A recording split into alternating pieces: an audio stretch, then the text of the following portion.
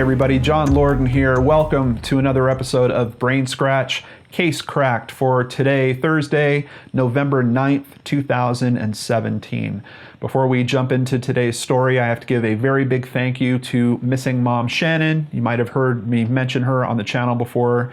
She's a pretty good resource for digging up stories and sending in research. Thank you so much for letting me know about today's story. And today's story is the case of Janie Landers. Let's go ahead and get started. Salem, the capital of Oregon, was founded in 1842 and is about an hour's drive outside of Portland. In the 1970s, there was just under 70,000 people living there, but the 2010 census shows that the population has more than doubled. In March of 1979, 18-year-old Janie Landers was a patient at the Fairview Training Center, a state-run facility for people with developmental disabilities. She was 5 feet 1 inch tall and weighed only 105 pounds, but was described as being feisty and unexpectedly strong. Even though Janie was legally an adult, it was said that mentally she functioned at about the level of an 8-year-old. On March 9th, Janie went missing from the Fairview Training Center. 4 witnesses stated that they saw her talking to a man outside the center and then getting into a car with him. A composite sketch was made and distributed. Her family and the authorities continued to search for her, and 5 days later, her body was found near a path in an area known as Silver Falls. She had stab wounds and defensive wounds all over her body, with several deep stab wounds in her neck. The autopsy noted, however, that the cause of death was actually blunt force trauma to the head. Investigators started working the case, but they had a hard time identifying suspects. The site where the body was left behind had very few clues. There was no sign of a struggle at that location.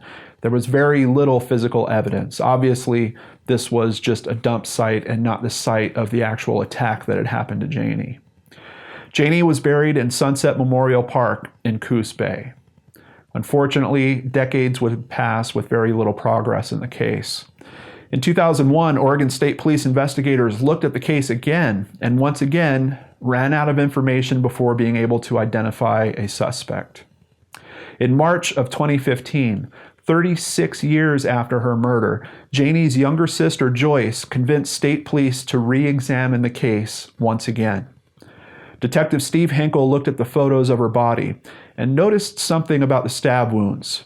The wounds were missing a common abrasion mark around them, usually made from the hilt of the instrument striking the surface around the wound. This led investigators to believe that the knife may have not had a hilt, and if that was the case, the attacker may have cut his hands while using it. If that indeed happened, then perhaps some of the blood on her clothing was not her own. They conducted tests on the blood-stained shirt, which thankfully was still available after several decades and was packaged properly so it wouldn't degrade. Their hunch paid off. They found an additional DNA profile that did not belong to Janie. They ran it through the FBI's database, and in 2016, it came back with a match. Gerald Dunlap was in the system due to a first-degree sex abuse charge he was convicted for in 1996. When they looked into his history, they found a few surprising twists. He was convicted back in 1961 for raping a woman while robbing a laundromat in Tennessee. He was sentenced to 99 years, however, was paroled in 1973 after only serving 12 of those 99 years for some reason. If he would have served his full sentence, he would have still been in jail in 1979 and wouldn't have had a chance to kill Janie or sexually abuse his own family member in 1996. They also found out that Gerald was married and that he worked at the Fairview Training Center in the laundry room. In 1983, he was actually fired from the center for inappropriate behavior towards women. Detective Hinkle even went as far as digging into old payroll files to confirm that Gerald was indeed working on the day that Janie went missing. He also tracked down the 2 surviving witnesses that saw Janie speaking to the man before she disappeared. He presented them with a photo lineup of 5 men, and both of them picked Gerald's photo. Gerald's wife said that he also did drive a car similar in description to the one seen by witnesses. And his stepson said that he and Gerald hiked in the area where Janie's body was found. Unfortunately, this case was cracked about 13 years too late. Gerald will never know that law enforcement figured out what he had done to Janie. He died in Snake River Correctional Facility back in 2002. Marion County Deputy DA Paige Clarkson said if he was alive today, he would be charged with murder. However, the Landers family appreciates knowing the truth about what happened to Janie and feel like they can now move on. The persistence of Janie's sister Joyce has paid off, and their father Richard, who is now in his early 80s, knows the truth about what happened to his daughter. Her sister Joyce said, quote, "Final closure would have been seeing him convicted of her murder. But how I try to look at it is, he died in prison. He wasn't out there hurting anyone else. I can totally grieve for her. When it's unsolved, you can't really totally grieve because there's the not knowing. Her case is solved, and she can rest in total peace." Joyce is also grateful to Detective Hinkle for solving the case, which is now officially closed. The police were finally able to return some of Janie's personal items to her family, a round earring with a chocolate-colored stone on it, and 2 hair ties, one with a pink bow and the other with 2 little red balls on it. "I'm going to keep those," Joyce stated. She also has advice for other families facing similar situations. Just never give up.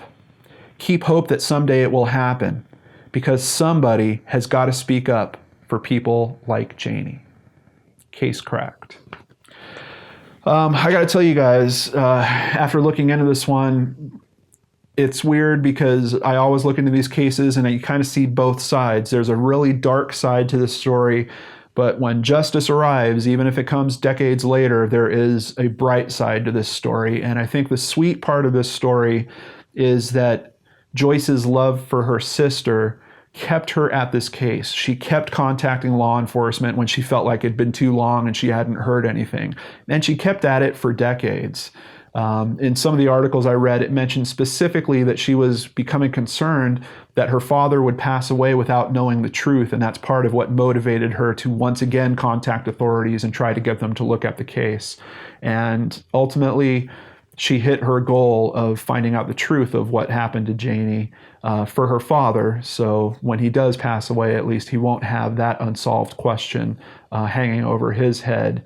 And then, of course, just to hear that she was able to get a few of those personal effects back, I think that probably means the world to her, because I'm sure this is a woman that misses her sister terribly. So that's it for today's episode. Thank you so much for joining me here on Case Cracked. And once again, thank you to Missing Mom Shannon for suggesting today's case. I hope each and every one of you out there is having a wonderful week. And I hope you'll come back here and spend some more time with me tomorrow right here on the Lord and Arts channel. Take care.